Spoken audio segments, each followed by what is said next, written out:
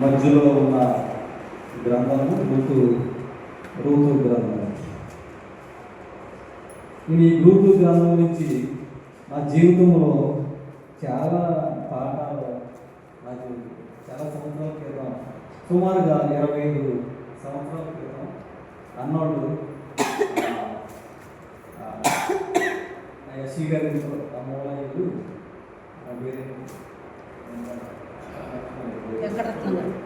వెంకటరత్నం గారు ఇంట్లో ఉన్నప్పుడు నేను కొన్ని నెలలు వారి దగ్గర పరిచారికుడిగా నేను వారి దగ్గర దోషుడిగా నేను పనిచేస్తూ వచ్చాను. ఆ సమయంలో అక్కడ ఒక బుక్ నాకు దొరికింది, నయోమి. ఆ బుక్ పేరింది నయోమి. చాలా మంచి బుక్. నా వరకు నేను చాలా మంది కొనిచ్చాను ఆ బుక్. ఇప్పుడు తొందరగా దొరకట్లేదు ఆ బుక్, నా దగ్గర కూడా లేదు. చాలా ఒక కుటుంబంలో ఒక అత్తగారికి ఒక కోడలికి మధ్యలో ఉన్న రిలేషన్ కొరకు నిజంగా గొప్పగా చాలా పెద్ద బుక్. వాస్తవంగా ఈ ఋతు గ్రంథంలో ఉన్నాయి 4 అధ్యాయాలే, కానీ పెద్ద బుక్ అది, చాలా పెద్ద బుక్. ప్రతి మాటని చక్కగా వర్ణించి భక్తుడు రాశాడు. ఆ బుక్ నాకు చాలా విషయాలు నాకు నేర్పుతూ వచ్చింది. ఆ బుక్ని బట్టి నేను అప్పుడే వివాహం చేసుకుని ఒక 5-6 మాసాలకే నేను అన్నోళ్ళ దగ్గరికి వచ్చాను. నేను వస్తే నా తల్లికి, నా భార్యకి నిజంగా మంచి వారధి, అంటే ఒక అత్తగారు కోడలుగా కాకుండా ఒక తల్లి కూతురిగా వారి మధ్యలో ఒక బ్రిడ్జ్ నేను ఏర్పాటు చేయడానికి దేవుడు నాకు సహాయం చేశాడు. ఒక ఇప్పుడు కూడా ఆ భార్య అత్తమ్మ అనే మాట అందం ఏం మాట్లాడుతూ తెలుసా, అమ్మని పిలుస్తుంది. ఆ సంస్కృతి నేను దేవుని కృపను బట్టి నేర్పగలుగుతూ వచ్చాను. ఆమె కూడా తనని చాలా వాస్తవంగా మా అక్క కంటే ఎక్కువ ప్రేమగా చూస్తుంది. వారిద్దరి మధ్యలో అంత రిలేషన్ దేవుడు కృపను బట్టి ఆ విధమైన సావాసాన్ని దేవుడు అనుగ్రహిస్తూ వచ్చాడని చెప్పి దేవుని పేరట మీకు తెలియపరుస్తూ వస్తాను. అయితే న్యాయాధిపతుల యొక్క కాలంలో యెరూషలేములో, యూదా బెత్లెహేము యెరూషలేములో తీవ్రమైన కరువు వచ్చింది. దానికి కారణం మరి అక్కడ ఉన్న పరిస్థితులు. అయితే ఆ పరిస్థితుల వైపు నేను వెళ్తలేదు, కానీ ఎలీమెలెకు అనబడిన ఒక భక్తుడు, ఆయన పేరు నయోమి. వీళ్ళిద్దరు కూడా దేవుని యొక్క ధర్మ విధులను, దేవుని యొక్క ఆజ్ఞలను, లేక దేవుని యొక్క 5 కారణాల కోసం ఎరిగిన వారు, దేవుని చిత్తం తెలిసిన వారు, దేవుని కొరకు బహుగా వారు ఎరిగిన వారు భక్తులే. అయితే కరువు దినమందు వాళ్ళు ఒక తొందరపాటు నిర్ణయం తీసుకున్నారు. వాళ్ళు తీసుకున్న నిర్ణయం బట్టి చాలా నష్టపోతూ వచ్చారు. వారి జీవితంలో ఎన్నటికీ కోల్పోలేనంత నష్టము కలిగింది. వారు ఎక్కడికి వెళ్ళారంటే శివుని కింద యోదా బెత్లెహేము అయిన ఎఫ్రాయిమీలు వారి మోయాబు దేశమునకు వెళ్ళి అక్కడ కాపురం ఉన్నది. ఎక్కడికి వెళ్ళి కాపురం ఉన్నారు? మోయాబు దేశం వెళ్ళి కాపురం ఉన్నారు. అసలు మోయాబు దేశం వెళ్ళొచ్చా? చెప్పండి. మోయాబు దేశం వెళ్ళొచ్చా అంటే, నేను హాస్టల్లో స్టూడెంట్ మధ్యలో కొన్ని సంవత్సరాల నుంచి నేను వాళ్ళతో మాట్లాడతాను. దాంతో మేము ప్రశ్నిస్తానని చెప్పి ఏమనుకోకుండా, మోయాబు దేశం వెళ్ళొచ్చా? వెళ్ళకూడదు. ఎందుకు వెళ్ళకూడదు? ఒకసారి ఆది కాండంలోకి 19వ అధ్యాయంలోకి వెళ్ళాలి.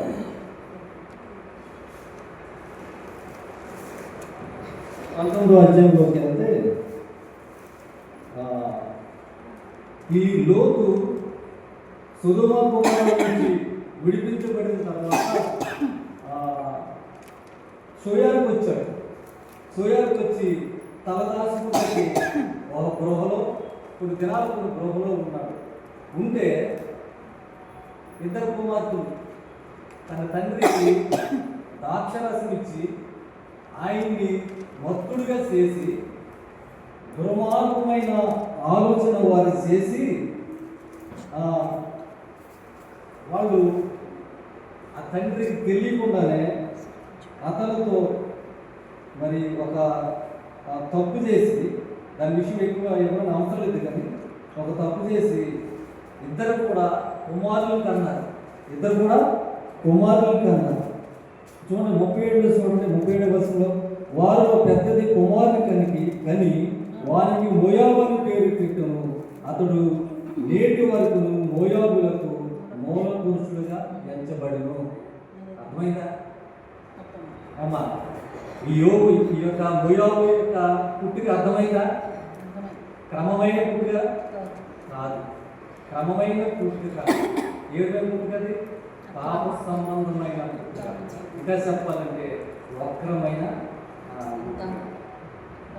దుర్మార్గమైన పరిస్థితులు కూడా ఆ కుమార్తెలు ఇద్దరు వెళ్ళి పెద్దదేమో మోయాబులకి మూలపురుషుడిగా ఉన్న ఆ వ్యక్తిని మోయాబుని కంటికి వచ్చింది. రెండో కుమార్తెమో అమోనీయులకు మూలపురుషుడిగా ఎంచబడుతూ వచ్చిన ఆ అమోనీయుల జాతికి ఆమె తల్లిగా ఉన్నారు. మరి ఇదంతా కూడా ఎలిమెలెకు తెలుసు, నయోమి కూడా తెలుసు. మరి తెలిసినప్పుడు అటువంటి నిర్ణయం తీసుకొచ్చా?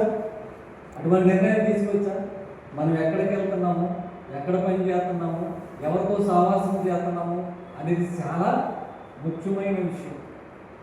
నేను అన్నోళ్ళ దగ్గర పనిచేస్తున్న ఆ సమయంలో ఆ సాగర నీరుల దగ్గరికి నేను అన్నోళ్ళ కారు కొన్ని రోజులు 10 రోజులు ఉపయోగించిన తర్వాత కొన్నాళ్ళ తర్వాత రాజు మా దగ్గరికి రావాలి, నీతో మనకు చాలా అవసరం ఉన్నది అని చెప్పి వారు నన్ను పిలిచినప్పుడు అయితే అది కొత్త వెహికలే తీసుకుంటూ వచ్చాము. అన్నకి చెప్పి సమాధానంగానే మరి ప్రార్థన పూర్వకంగానే ఈ స్థలం నుంచి అక్కడికి వెళ్తూ వచ్చాను. అయితే ఆయన నీకు ఏం జీతం ఏమని అడిగాడు. ఆయన నీకు జీతం ఎంత ఏమని చెప్పాడు. అప్పటికి అన్నీ నాకు 1000 రూపీస్ ఇచ్చేవాడు. తర్వాత రోజుకి బయటకు వెళ్తే 100 రూపీస్. ఆ పరిస్థితి అప్పుడు జీతం అది. అయితే అన్న దగ్గరికి వెళ్ళిన తర్వాత మరి ఫస్ట్ ఒక వ్యక్తి దగ్గర మనం పనిచేసేటప్పుడు ఏం మాట్లాడుకుంటాం? జీతం మాట్లాడుకుంటాం.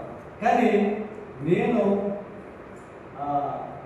అన్న నేను వస్తాను చూద్దాను కొన్ని రోజులు, మీ పద్ధతి నాకు నచ్చకపోయినా, ఒకవేళ నా పద్ధతి మీకు నచ్చకపోయినా నిర్మోహమాటంగా చెప్పండి. నా పద్ధతి మీకు నచ్చకపోతే నేను వెళ్ళిపోతాను. అలాగే మీ పద్ధతి నాకు నచ్చకపోతే నేను ఉండను. ఎందుకంటే నేను ఏ స్థలంలో పనిచేస్తున్నానో అది నాకు చాలా ఇంపార్టెంట్గా అనిపించింది. అప్పుడు దేవుని నడిపింపులో ఉన్నాను కాబట్టి. అయితే ఆయనకి నాకు నేటి వరకు 25 సంవత్సరాల నుంచి నేటి వరకు కూడా అసలు జీతం అనేది మాట్లాడుకోలేదు. మేము జీతం అనేది లేదు. మా ఇద్దరి మధ్యలో జీతం అనేది లేదు. నా అవసరాలకి నేను ఎప్పుడు ఆయన కుదరలు కావాలని అడగలేదు. నేను ఆయనే నా అవసరాలను గుర్తించి నాకు జీతం కంటే ఎక్కువగానే ఇచ్చే పరిస్థితి. అసలు అది వేరే విషయం అనుకోండి. నేను ఎందుకు విషయం తెలియపరుస్తున్నానంటే మనం ఎవరితో సహవాసం చేస్తున్నాం, ఏ స్థలంలో ఉన్నాము అనేది చాలా ఇంపార్టెంట్. ఎవరితో మాట్లాడుతున్నాము, ఎందుకు మాట్లాడుతున్నాము, ఏ సంభాషణ చేస్తున్నాము, మన మాట దేవుని బిడ్డలుగా ఉప్పివేయినట్లుగా ఉన్నదా, మన సంభాషణ ఎలా ఉన్నది?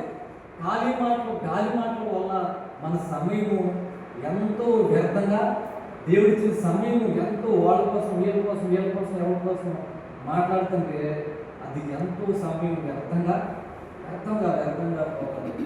ఆ వరకు నేను నా జీవితంలో ఎన్నో దినాలు వ్యర్థంగా గడుపుతూ వచ్చాను కాబట్టి సమయం చాలా విలువైనది. ఓకే, వెళ్ళారు, మోయాబు దేశం వెళ్ళారు. అక్కడ కాపురం ఉన్నారు. కాపురం ఉన్న కొద్ది సమయంలోనే కొన్నాళ్ళకేనే ఏమైందంటే చూడండి, తన భర్తను కోల్పోయింది. భర్త అక్కడ వెళ్ళిన కొన్నాళ్ళకే భర్తను కోల్పోతూ వచ్చింది. ఇది 10 సంవత్సరం తర్వాత అయితే మరలా ఆ యొక్క అక్కడికి వెళ్ళిన కొన్నాళ్ళకే భర్తను కోల్పోయింది. మరలా ఏం చేసిందంటే చూడండి, భర్తను కోల్పోతూ వచ్చింది. మరలా తన ఇద్దరు కుమారులకి అన్య స్త్రీలు ఇచ్చి వివాహం చేసింది. వార్ప అనబడిన రూతు అనబడిన ఇద్దరు మరి కోడల్ని ఆమె తెచ్చుకుంటే చూడండి, దేవుని ఇంట్లో ఉండి దేవుని చేతిలోకి వచ్చి దేవుని ఇంట్లో ఉండి లోకానుసారంగా మనం జీవించినట్లయితే, లోక పద్ధతుల్ని అనుసరించినట్లయితే కనుక దేవుడు ఖచ్చితంగా ఆయన తీర్పులు మన మీద ఖచ్చితంగా ఉంటాయి. ఎన్నో కుటుంబాలు నేను పరిశీలించి చెప్తున్నాను. దేవుని ఇంట్లో ఉండి దేవుని చేతిలో ఉండి ఒక అన్యుల కంటే దారుణమైన జీవితం మనం జీవించే పరిస్థితిలో మనం ఉన్నామంటే కనుక దేవుని తీర్పు మన మీదగా వస్తుంది. ఎందుకంటే దేవుని తీర్పు ఎక్కడి నుంచి స్టార్ట్ అవుతుంది? మన యొక్క నుంచే, దేవుని పిల్లల దగ్గర నుంచే, దేవుని ఇంట్లో నుంచే దేవుని తీర్పులు ప్రారంభం అవుతాయి. జీవంగా దేవుని కొరకు వారు ఎరిగి ఆ ముయాబు దేశము ఎల్లకోడని ప్రాంతానికి వెళ్ళి ఒక కాపురం ఉండి భర్తను పోగొట్టుకుంది. తర్వాత ఇద్దరు కుమారులను కూడా కోల్పోతూ వచ్చింది. కోల్పోయిన తర్వాత నేను ముఖ్యమైన విషయంలో పోతున్నాను. ముఖ్యమైన విషయం ఏంటంటే రూతు. నేను ఎంచుకున్న రూతు జీవితం కొంచెంగా చూపిస్తాను. ఇద్దరు ఆ కోడల్లో మరి భర్తలను కోల్పోయారు. ఇంకా మరి ఈవిడ దగ్గర యూదుల యొక్క క్రమం, ఇశ్రాయేలు యూదుల యొక్క క్రమం బట్టి ఏంటంటే ఒక కుటుంబంలో 4 కుమారులు ఉన్నారు. పెద్దవాడికి వివాహం అయిన తర్వాత కొన్నాళ్ళకి వాడు 1 సంవత్సరానికి 6 మాసాలకు వాడు చనిపోయాడు ఏదో కారణం చేత. ఆమెను ఎవరు వివాహం చేసుకోవాలో తెలుసా? ఆడు తర్వాత ఉన్నవాడు వివాహం చేసుకోవాలి. ఆడు చనిపోయాడు, ఆ తర్వాత ఉన్నవాడు చేసుకోవాలి. కానీ ఇక్కడ అవకాశం ఉన్నదా? అవకాశం లేదు. ఈ విషయము యోధా దగ్గర నేర్చుకుంటాం. యోధా ఇద్దరు కుమారులు ఏమైపోయాడు, సరిపోయాడు. నీకు ఉన్నవాడు ఒకడే మిగిలాడు. ఆడు 3 చేతలు 6 చనిపోతే చేయడు మానేశాడు. ఆయన కంటే తెలివైంది కాబట్టి పోవడం ఓకే, అది వేరే విషయం. అయితే ఈ యొక్క నయోమి వాళ్ళకి ఏ విధంగా న్యాయం చేయగలరా? న్యాయం చేయలేదు. భర్తను కోల్పోయింది, కుమారులిద్దరిని కోల్పోయింది. ఇంకా ఆవిడ ఏమంటుంది? నేను విత్తురాలుగా మిగిలిపోయి అంటుంది. 11వ వచనం వచ్చినప్పటికీ ఆ కోడలకి 7వ వచనం 7, 8, 9 ఇవన్నీ కూడా 13 వరకు కూడా సంభాషణ జరిగింది కోడలకనే ఈవిడికి. అయితే 13లో కిందకి వచ్చినప్పటికీ అంటుంది, యెహోవా నాకు విరోధిగా ఉన్నాడు. ఆవిడకి అర్థమైపోయింది. ఏమర్థమైంది ఆవిడకి? దేవుడు నాకు విరోధంగా పనిచేశాడు. నేను నా భర్తను కోల్పోయాను, నా కుమారులిద్దరిని కూడా కోల్పోయానని చెప్పి ఏడిసి ఆ యొక్క కుమార్తెలకి, ఆ కోడలకి ఏం చెప్తుందంటే, అమ్మ మీరు వెళ్ళి మీ పద్ధతి ప్రకారం మీ గృహాలకు వెళ్ళి మీరు ఎవరి కాలంలో ఉన్నారో, చిన్న వయసులో ఉన్నారు, చిన్నపిల్లలు, వెళ్ళి మీరు వివాహాలు చేసుకోండి అని చెప్పి చెప్తుంది. చాలా సంభాషణ జరిగిన తర్వాత ఇద్దరు కలిసి ఏం చేయాలో చూద్దాం. ఇద్దరు కోడలు ఏ విధమైన తీర్మానం చేసుకున్నారో చూద్దాం. 14వ వచనంలో వారు ఎలుగెత్తి ఏడవగా వార్ప తన అత్తను ముద్దు పెట్టుకుంది. చూడండి, ఆబ్జం వార్ప ఏం చేసింది? అత్తను ముద్దు పెట్టుకుంది. మన పరిశుద్ధ గ్రంథంలో ఈ యొక్క ముద్దు గురించి చాలా కొన్ని సందర్భంలో మనకి కనపడతాయి. యోధా కూడా మన ప్రభువుని ముద్దు పెట్టుకున్నారు.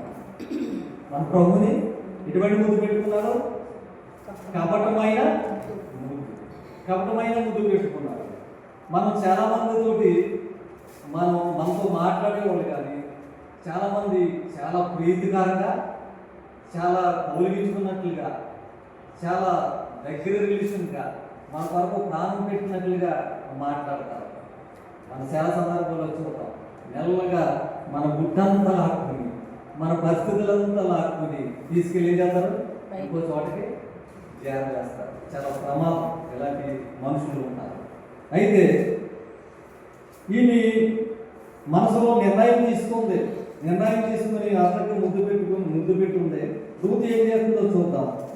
ఆమె అత్తుకునేను, చూడండి, ఆమె ఏం చేస్తుంది, అత్తుకునేను ఇట్లా ఉండగా ఆమె ఇదిగో నీకు తోడు కోడలు, అత్తగారు మాట్లాడుతుంది, నీ తోడు కోడలు తన జనముల యొద్దకు తన దేవుని యొద్దకు తిరిగిపోయినదే, నీవు నీ తోడు కోడలు వెంబడి వెళ్ళమనేను.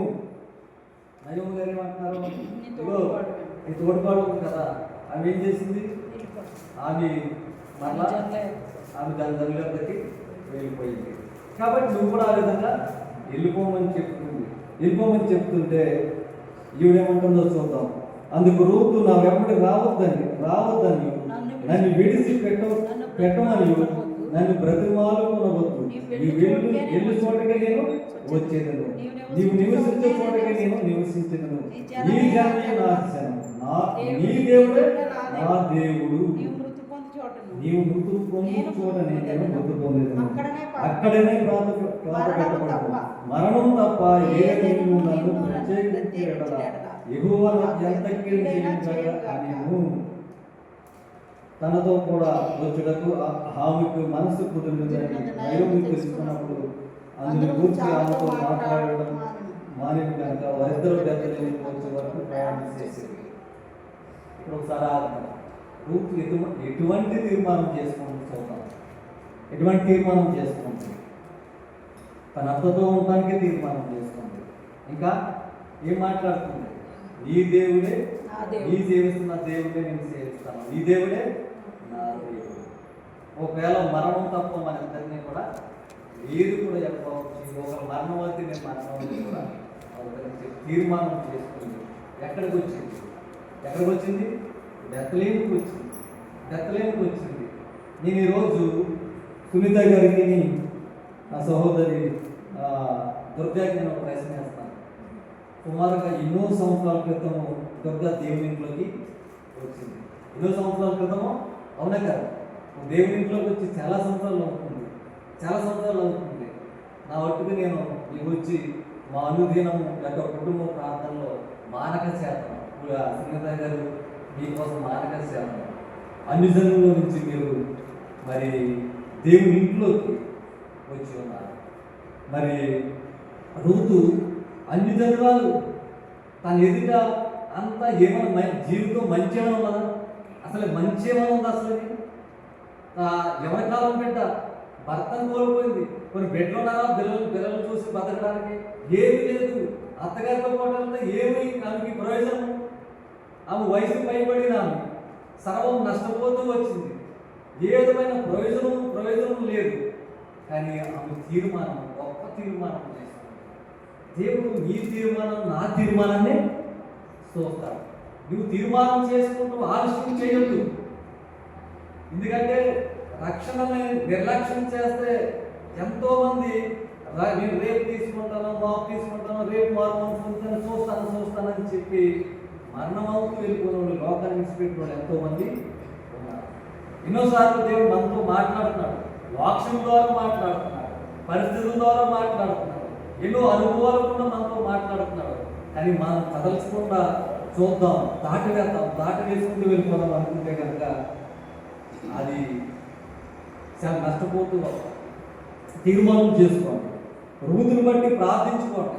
రూతు ఏ విధంగా తీర్మానం చేసుకోండి, నీ ప్రజలతోనే ఉంటారని తీర్మానం చేసుకోండి, నీ దేవునితో ఉంటారని తీర్మానం చేసుకోండి. ఒకవేళ నువ్వు నన్ను పోషించలేకపోయినా కానీ నేనే కష్టం చేసి, నేనే పని చేసి నేను చేస్తానని చెప్పి అటువంటి తీర్మానం చేసుకోండి. ఆవిడ చేసుకున్న తీర్మానానికి ఏమంటుంది అత్తగారు ఏమంటుంది, ఆమె తీర్మానానికి అత్తగారే మనసు మార్చుకుంది. 18వ వయసులో తనతో కూడా వచ్చినప్పుడు ఆమెకు మనసు కుదిరినదని నయోమి తెలుసుకున్నప్పుడు నయోము తెలుసుకుంటూ వచ్చింది. నయోము ఏం తెలుసుకుంది? ఆమె రూతు సరైన తీర్మానం చేసుకుందని చెప్పి ఆమె మనసు మార్చుకుంది. మనసు మార్చుకుని సరేలే రా అని చెప్పి తనతో పాటు తీసుకెళ్ళింది. ఎక్కడికి వచ్చారు? బెత్లెహేముకి వచ్చారు. బెత్లెహేముకి వచ్చిన తర్వాత ఇల్లేమో పాడైపోయింది. ఇల్లేమో ఎన్నో సంవత్సరాలు అయిపోయింది, ఇల్లు పాడైపోయింది. వచ్చింది ఆ ఇల్లుని కొంచెం రిపేర్ చేసి బాగు చేసుకున్నారు.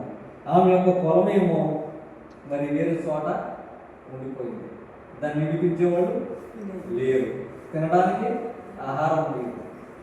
పరిస్థితులు చాలా కష్టమైన పరిస్థితుల్లో ఉన్నాయి. మరి రూతు ఎవరికాలం బిడ్డ తన తీర్మానం చేసుకుంటూ వచ్చింది. 2వ అధ్యాయంలోకి వచ్చినప్పటికీ తన నయోమి యొక్క పెనిమిటి బంధువులకు అతను చాలా ఆస్తిపరుడు. అతను ఎలిమెలెకు వంశపు వాడు అయి ఉండేరు. అతని పేరు బోయాజు.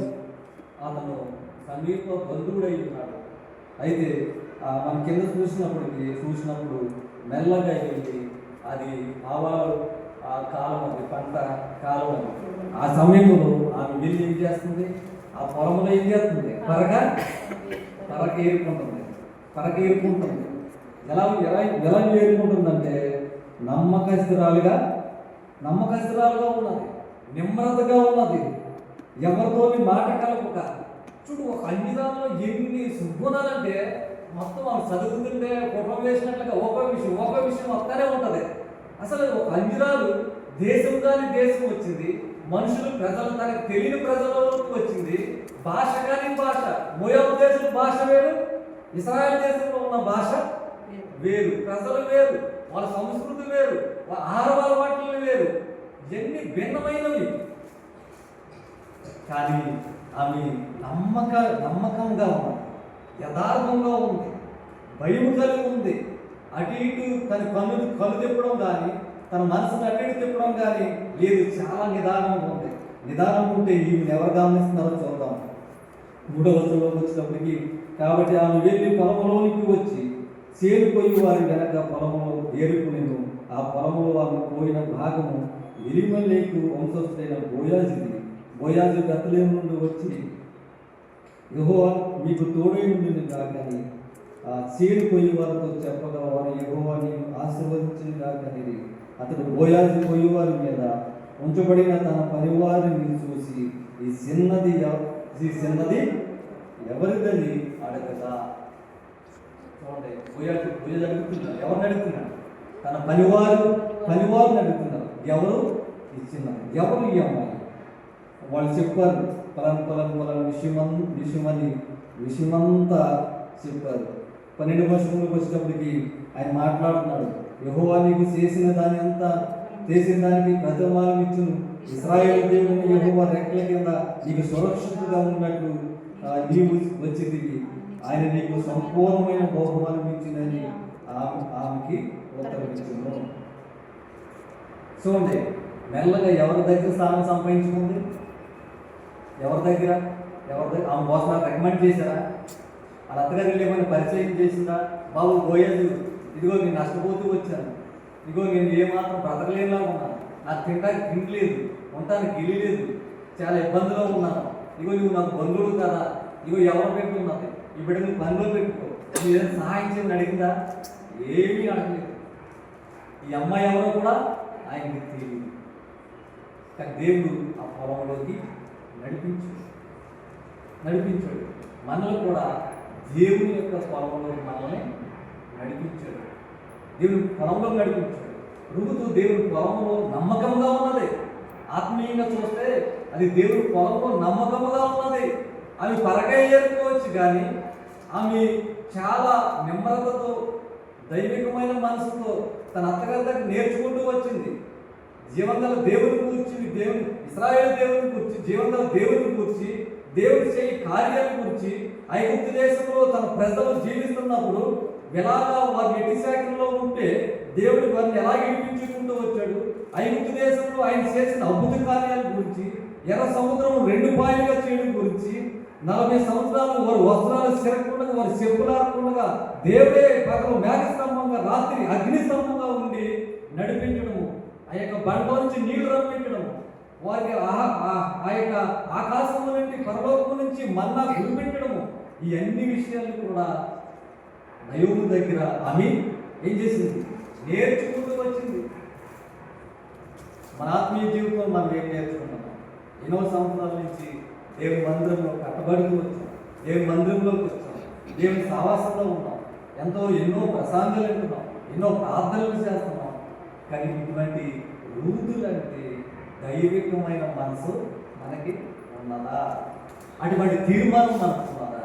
ఒక తీర్మానము నిన్ను ఎంత ఊపిలోకి నెట్టేస్తుందో, ఒక తీర్మానము దేవుడు, ఒక తీర్మానం ద్వారా దేవుడు నిన్ను ఏం చేస్తాడు?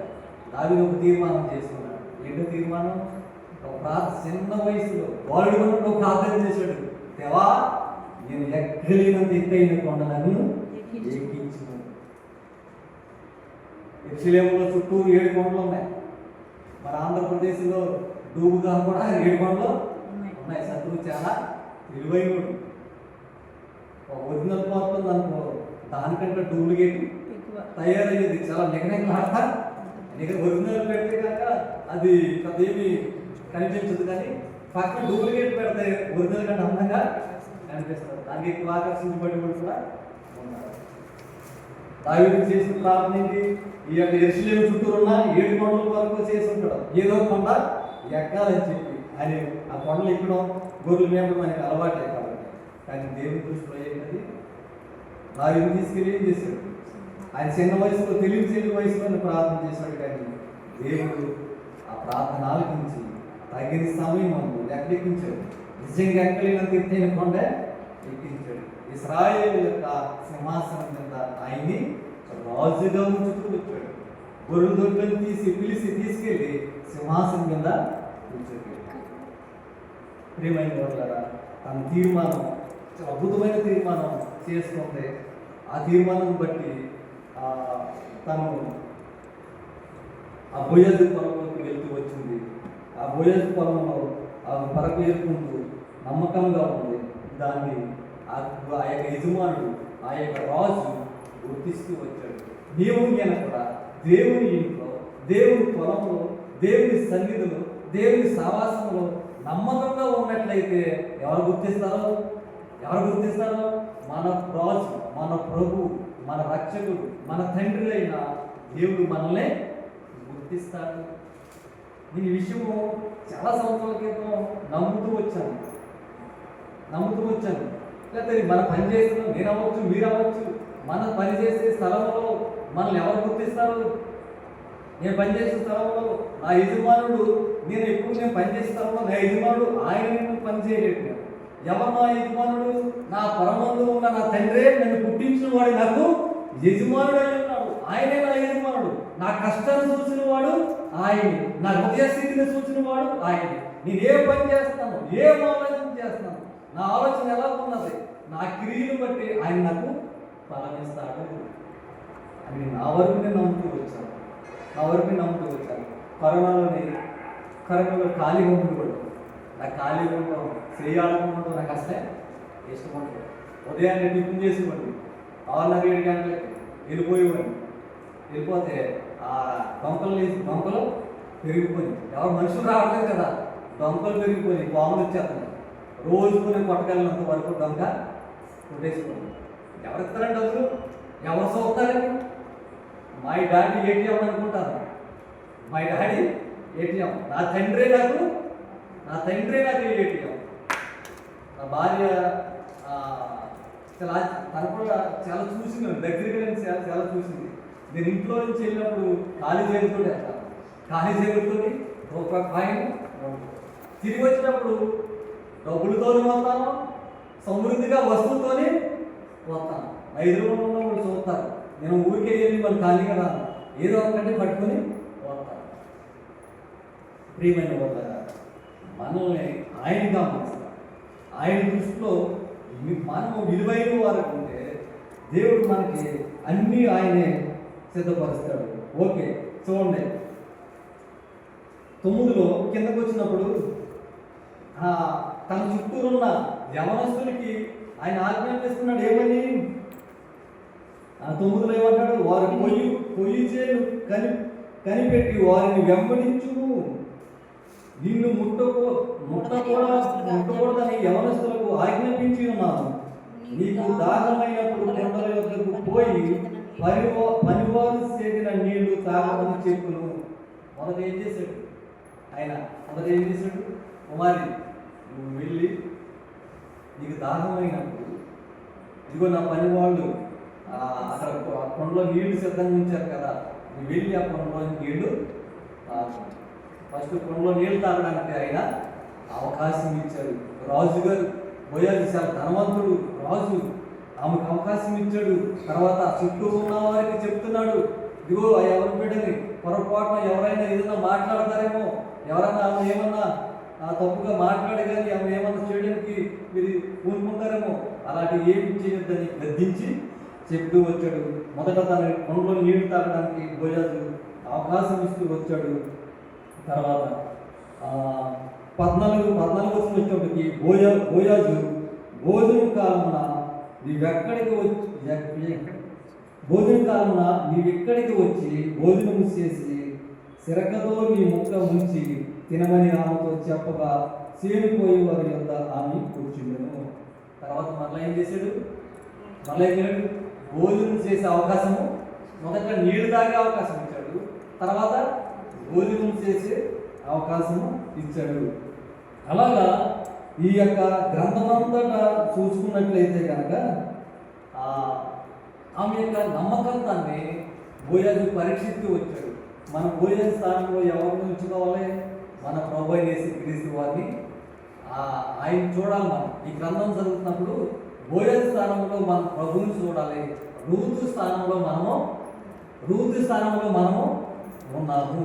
మన జీవితం నష్టపోతూ వచ్చింది, శాపం ద్వారా వచ్చు, పాపం ద్వారా వచ్చు, ఆయా పరిస్థితులు బట్టి మన జీవితము మోడుబారినదిగా అయిపోయినప్పుడు, ఎందుకు పనికిరాము అనుకున్నప్పుడు, నేను ఎందుకు బ్రతుకుతున్నాను, నా బ్రతుకు వల్ల నా కుటుంబానికి ప్రయోజనం లేదు, నాకు ప్రయోజనం లేదు అని మనం బాధపడుతున్నప్పుడు మన ప్రభువు బోయాజు ఎలాగైతే మనం గుర్తిస్తూ వచ్చాడో, మన ప్రభువు మనల్ని గుర్తించి ఆయన గొప్ప రక్షణను మనకు అనుగ్రహించి తన ఇంటిలోకి మనల్ని పిలుస్తూ వచ్చాడు.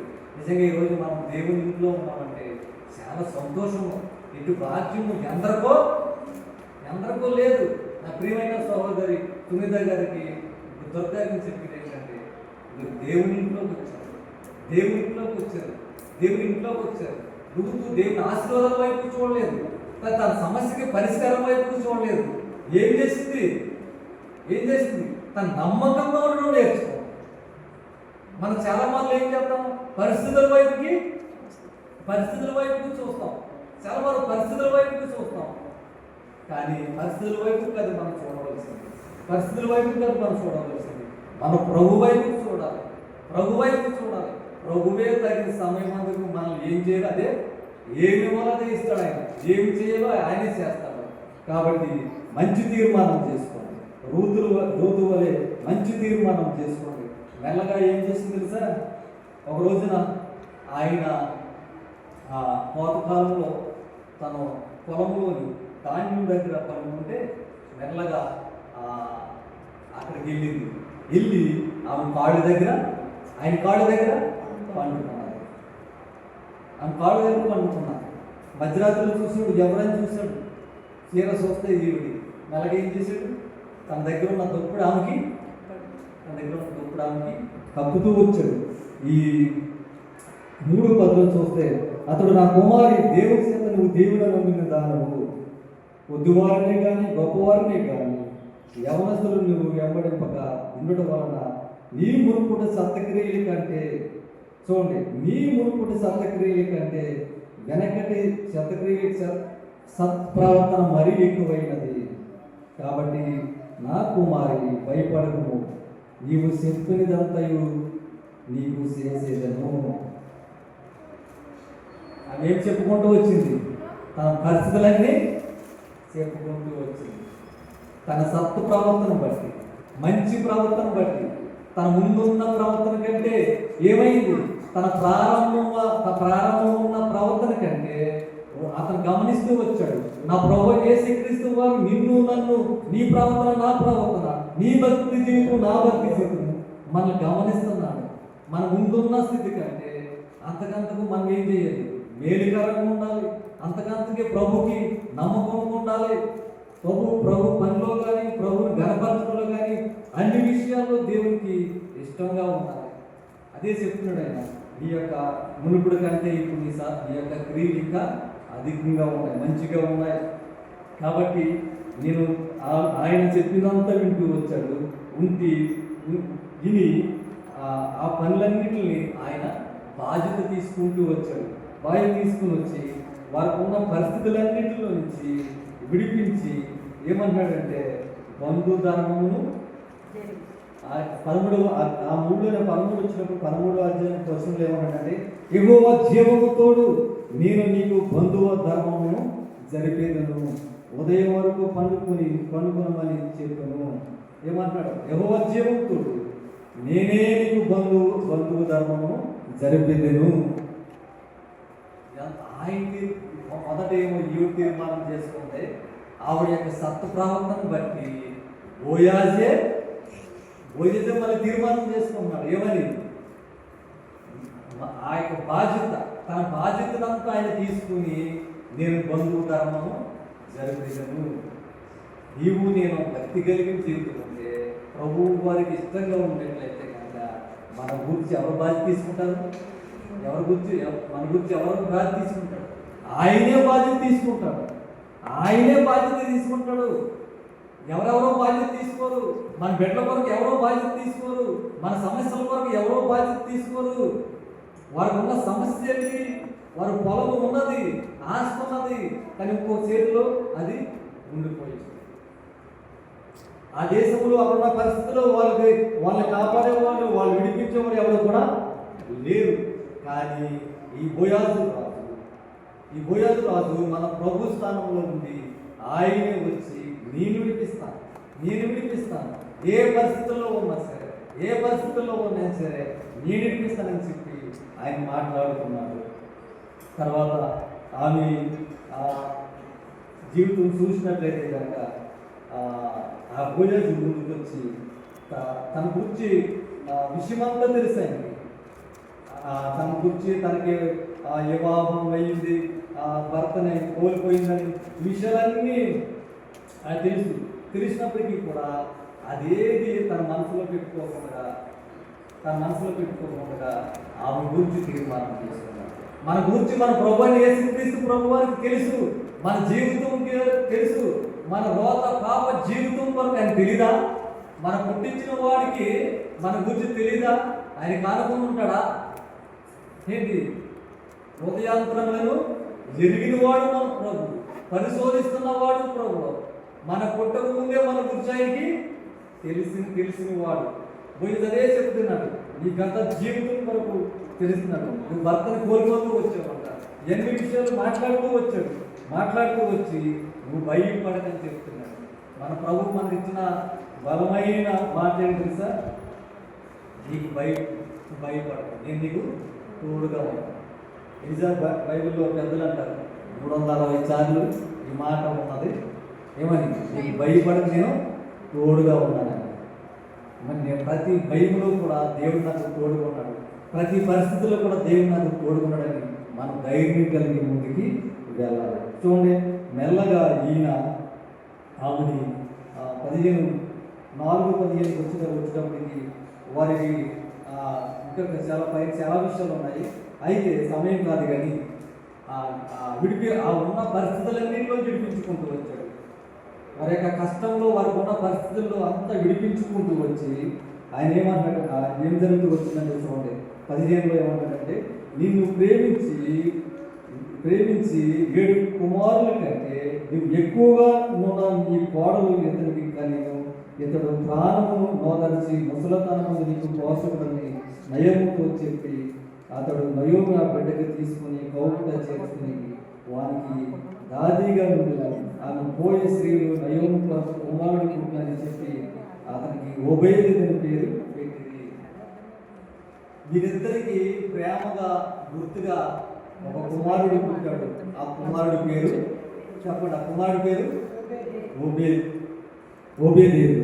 ఈ ఓబేదేదు యెషీని కనెను, యెషీయా దావీదుని కనెను. ఇట్లాగా మత్తయి సువార్తలో ఈ వంశం వల్ల 5వ వచనంలో చూడండి, ఎక్కడ అన్యురాలు ఎక్కడికి వచ్చేసిందో చూడండి.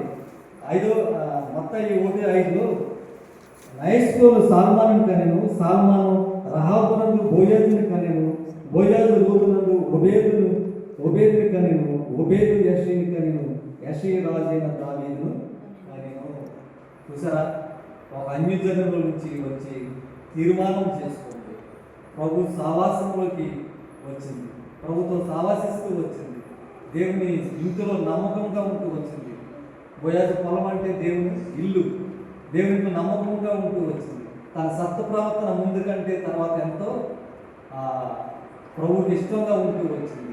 కాబట్టి ప్రభువే తన గురించి నిర్ణయం తీసుకుంటూ వచ్చాడు, ప్రభువే తన గురించి బాధ్యత తీసుకుంటూ వచ్చాడు, ప్రభువే తనను విడిపించాడు, ప్రభువే తనని భర్తగా ఉంటూ వచ్చాడు. చూడండి, ప్రభువే తనకి భర్తగా ఉంటూ వచ్చాడు. ఇది చాలా అద్భుతంగా, చాలా ఆత్మీయ కోణంలో చూస్తే చాలా అద్భుతంగా ఉంటుంది, చాలా అద్భుతంగా ఉంటుంది. మీరు ఒంటరిగా ఉన్నప్పుడు చదివి ప్రార్థన చేసుకుంటే చాలా అద్భుతంగా ఉంటుంది. ప్రియమైన దేవుని బిడ్డలారా, నేను ప్రభువు బట్టి హెచ్చరిస్తున్న మాట ఏంటంటే, సహోదరులారా, దుర్గా సునీత గారు నిర్లక్ష్యం చేయదు, రక్షణ నిర్లక్ష్యం చేయదు, పరిస్థితుల వైపు చూడదు. దేవుడు అన్నింటిని కూడా ఒక క్షణంలో అన్నింటిని కూడా ఏం చేస్తారు తెలుసా? ఆకాశం ఒబ్బిడినట్లుగా విడిపోతాడు.